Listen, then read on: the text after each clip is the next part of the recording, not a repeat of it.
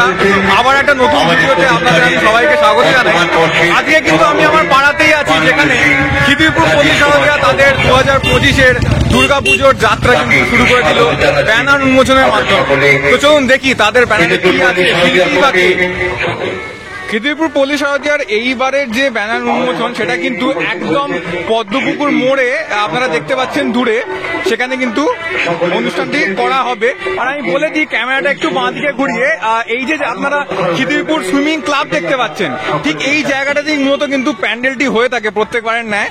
আর ঠিক এইখানে আপনারা দেখতে পাচ্ছেন তারা কিন্তু ব্যানার উন্মোচন কিছুক্ষণের মধ্যেই করবে। বেশ সুন্দর টুনি লাইট দিয়ে সাজানো বাঙালিয়ানার কিন্তু একটা প্রপার ছোঁয়া আমরা দেখতে পাচ্ছি আজকে।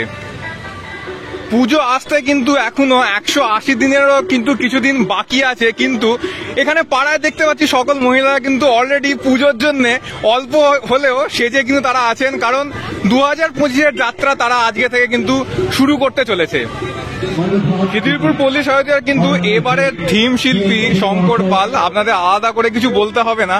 চালতাবাগান 2023 এবং বেহালা ইয়াংসম্যান অ্যাসোসিয়েশন 2024-এ যার হাতে সেজে উঠেছিল তিনি কিন্তু শঙ্কর পাল, আমার সকলের প্রিয়। তা প্রতীক্ষার অবসান কিন্তু শেষ, কিছুক্ষণের মধ্যেই খিদিরপুর পল্লী শারদিয়ার এইবারের ব্যানার কিন্তু উন্মোচন করা হবে। আর কিছুক্ষণ সময়ের অপেক্ষা। খিদিরপুর পল্লী শারদিয়ার ব্যানার ইতিমধ্যে কিন্তু উন্মোচন হয়ে গেল। চারিদিকে সেলিব্রেশন, নতুন একটা বছর, নতুন একটা পরিকল্পনা, নতুন শিল্পী শঙ্কর পালের হাত ধরে সেজে উঠবে খিদিরপুর পল্লী শারদিয়ার 2025-এর মণ্ডপ। তো আমি এখন এই মুহূর্তে পেয়ে গেছি খিদিরপুর পল্লী শারদিয়ার এইবারের যে থিম শিল্পী শঙ্করদাকে। আমরা সবাই ওনাকে চিনি। তো শঙ্করদা, প্রথমে বলো যে তুমি কেমন আছো, আর শুভ নববর্ষে কিন্তু তোমাকে শুভেচ্ছা জানাই। প্রথমেই বলি সকলকে যে শুভ নববর্ষের প্রীতি সবাইকে বলেই এবছর খিদিরপুর পল্লী শারদিয়ার কনসেপ্টের যেটা কাজটা করব তার দায়িত্ব আমি এবছর নিয়েছি, এবং এইখানে বহু নামী শিল্পীরা কাজ করে গেছে, এই জন্য অনেক বেশি চাপ, একটা ভালো কাজ করার ইচ্ছে নিয়েই এসেছি।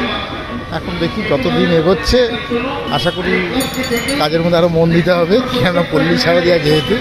না, তোমার কাজ আমরা দেখেছি চালতাবাগানে এবং কিন্তু বেহালা ইয়াংসম্যান অ্যাসোসিয়েশনে, খুবই ভালো লেগেছিল আমার পার্সোনালি।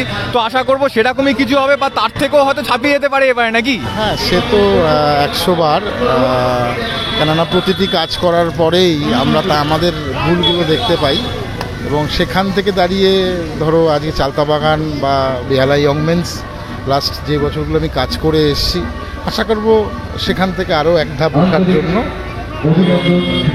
সবার পুজোর কাজ কবে থেকে শুরু হচ্ছে একটু বলো। পুজোর কাজ এবছর তো পুজোটা অনেকটা এগিয়ে এসছে, আমরা এখনও সেইভাবে ডিসাইড করিনি যে কবে থেকে শুরু করবো, কিন্তু খুব শিগগিরই শুরু করব। আর দর্শকদের উদ্দেশ্যে যদি একটা কিছু বার্তা দাও আজকে থেকে। দর্শকদের উদ্দেশ্যে একটাই বার্তা যে আমি নর্থের লোক, সাউথে এই নিয়ে আমার দ্বিতীয়বার আসছে, তো সেখানে দাঁড়িয়ে অতটা দূর থেকে এখানে এসে কাজ করতে আসবো, এবং তার জন্য যেরকম প্রিপারেশন নেওয়া উচিত সেই প্রিপারেশনটা নিয়েই নামবো মাঠে। অসংখ্য ধন্যবাদ সময় দেওয়ার জন্য। তোমার নতুন বছর খুব ভালো কাটুক, আর পল্লী শারদিয়ার জন্য, যেহেতু খিদিরপুর আমাদের পাড়া, অনেক অনেক শুভেচ্ছা। তোমাদেরকে অনেক শুভেচ্ছা, এবং সকল খিদিরপুরবাসীর কাছে আমার একটা অনুরোধ, আমাকেও সহযোগিতা করবেন যাতে আমি একটা ভালো কাজ দিতে পারি, এই একটাই আশা রাখি। অসংখ্য ধন্যবাদ। খিদিরপুর পল্লী শারদিয়ার 2025-এর যাত্রা পয়লা বৈশাখ থেকে কিন্তু শুরু হয়ে গেল, আর আমরা এখন পেয়েছি এই ক্লাবেরই প্রেসিডেন্ট রাজেশ দাকে। তো ওনার থেকে জেনে নেব যে নতুন বছরে 2025-এ পল্লী শারদিয়া নিয়ে ওনার কি ভাবনা, কি কল্পনা। পল্লী শারদিয়া অনেক ভালো ক্লাব, অনেক নামী ক্লাব, খিদিরপুরে প্রচুর নাম আছে। এই বছর প্রথম আমি এই ক্লাবের সঙ্গে যুক্ত হয়েছি। আমার এক সময় যখন বাচ্চা ছিলাম তখন আসতাম পুজো দেখতে, তো লাগতো গিয়ে ক্লাবে কীভাবে ঢুকবো, পুজো দেখতে লাইন লাগাবো, কোথায় যাব। তো আজকে দেখুন এই ক্লাবের প্রতি এত আগ্রহিতা আমার, কি আজকে এমনি দিন থেকে গেছে এই ক্লাবে আমি প্রেসিডেন্ট হয়ে গেলাম। সেটা শুনে খুবই ভালো লাগলো। আর কবে থেকে পুজোর কাজ শুরু হচ্ছে একটু যদি জানতে পারি আমরা। পুজো তো আমাদের সারাই বছর পুজো থাকে। অবশ্যই। এই আজকের দিন আমাদের মানে পয়লা বৈশাখ দিয়ে পুজো আরম্ভ হয়ে গেল। সারা বছরই আমাদের পুজো থাকে, কিন্তু পয়লা বৈশাখ দিয়ে পুজো আরম্ভ হয়ে গেলাম। এবার খুঁটি পুজো হবে, তার পুজো দুর্গা পুজো হবে, এবার পুজো সারা বছরই লেগে থাকবে। আচ্ছা, চিরঞ্জিতকে আমি একটা কিন্তু প্রশ্ন করব, সেটা হচ্ছে শঙ্করদা এবারে কিন্তু নতুন, ঠিক আছে? খিদিরপুরে অন্যদিকে 25 পল্লী আছে, ওদিকে 74 পল্লী আছে, বড় বড় ক্লাব আছে। তো শঙ্করদাকে আজকে বা এবারে কেন চুজ করা হলো, আর তোমরা কি ভাবছো, কি চ্যালেঞ্জ তোমাদের কাছে এবারে মনে হচ্ছে যে হতে পারে?